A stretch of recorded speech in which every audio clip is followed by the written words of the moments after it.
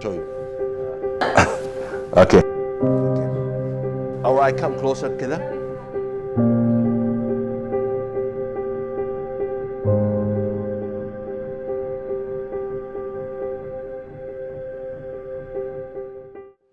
Most small businesses and entrepreneurs, whenever they start their own project, they always think about brand. Brand.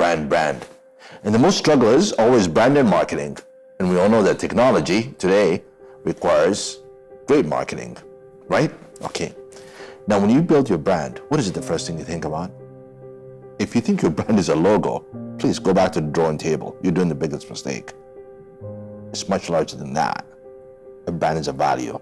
It's the sum of experience that you deliver to me as a buyer that I'm going to buy from you. It's the whole entire journey that you're going to walk me through. So again, how do you do that? It's simple. Understand your brand essence. Who are you? What are the values you're bringing? What is the idea you're selling me?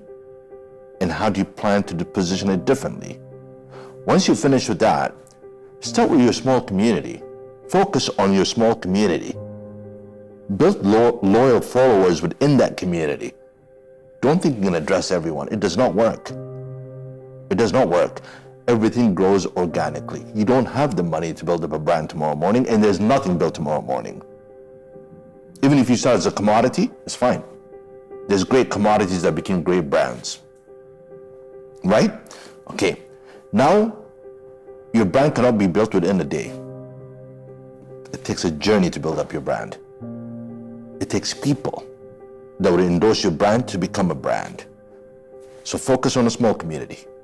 Build on those community. Let them be your loyal followers. Let them be your endorsers. Your brand is becoming real now. Follow and build up more community. The closer the community is, the better you are. The more focused your target audience are, the better off you are. Build from there. And as long as your idea is scalable, then growth comes with it. People will build your brand as long as they understand your value, as long as they understand your idea, as long as they understand your pure positioning, which goes across your mix.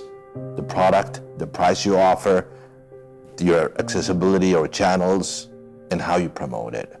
Keep your message very simple. Make it very understood.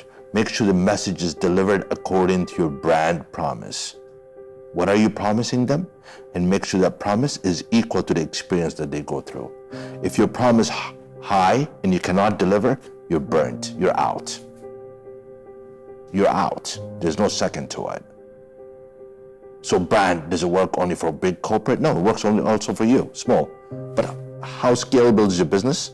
And how small is your community to start with? And build on that community. Nothing grows within a day, right? So you do the same thing. I think the most common mistakes that entrepreneurs and startups do is that they think of selling a product over an idea. Well, things have evolved. Things have evolved when you think about your business strategy. You think about, what is it that I'm going to do? Not the functionality side of it alone, but also the emotional side of it. So when you think, for example, about Five Guys, what do they sell? They sell fresh burgers. What does McDonald's sell? Fried burgers. So what is it that you're selling? Are you selling an idea, or are you selling a product? We no longer buy products these days. We buy ideas.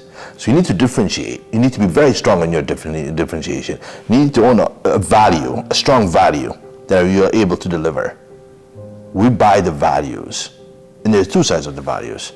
There's the emotional side of the value and the functional side of the value. You need to identify those.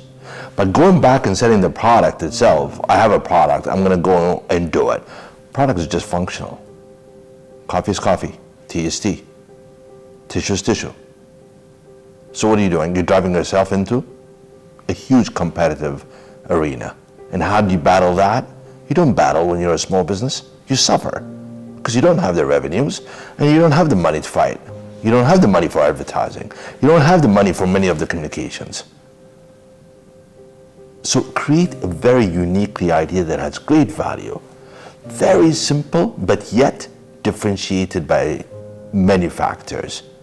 So you can stand alone, so you can stand out, so So you're able to address and define your target audience. Whatever you create, you always have to target, you have to define it to the target audience. Do not create something that you like. Create what the market needs. Create what the market wants. Address those. But when you only create what you like and you believe it will work and you insist on it and it doesn't appeal to the public, then what did you do?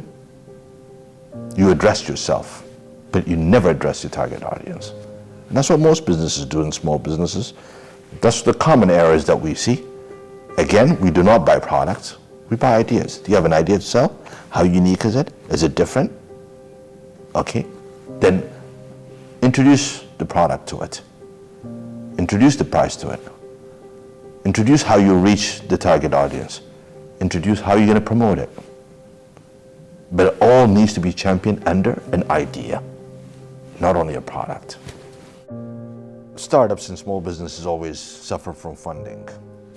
And the question is, why are these angel investors or bankers that don't believe in us? Actually, it's not that they don't believe in you.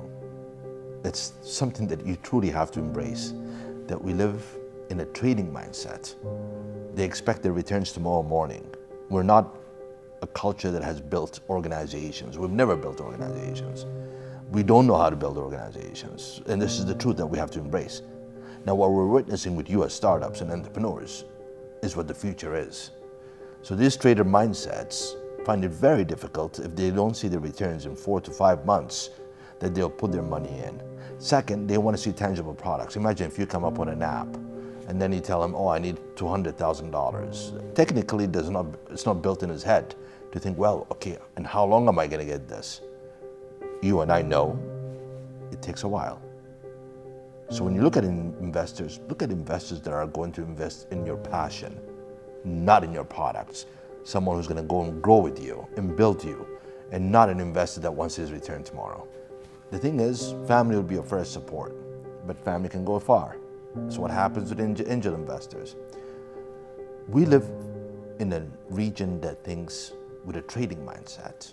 It's a region that never built organizations in the past. And we have to embrace this truth. We have to embrace it because that's the reality. And don't bubble it up. You need to move forward. Now, when you think about an investor, think someone who's going to invest in your passion, not in your product. Someone who truly believes in you. That's the investor you have to be with because he'll be very patient to your returns. But if you're just looking for the money, you approach an investor, that investor himself will be the biggest pressure on your business and he will expect his return in 6 months in which you cannot deliver. So be careful. Think how you invest. And when you think about your model, think about it clearly, transparently, and be honest yourself first before anyone else. I give you 3 different advices. It dealt with your product versus idea. It dealt on your brand and the funding. The dream is not mine, it's yours. It's your dream. It's how far you drive it, how much you believe in it. Sometimes we reach to a point where we think everything is impossible. Only our mind thinks impossible, but everything is possible. I have failed. I have failed on a number of occasions, but I never quit. And the same with you. I think you can go very far. But if we all work as a community together, we will succeed. Individually, no. So think of it. You know how to reach me. I know how to reach you. And if we cannot meet today, we will meet one day. Make your dream real. Live it up.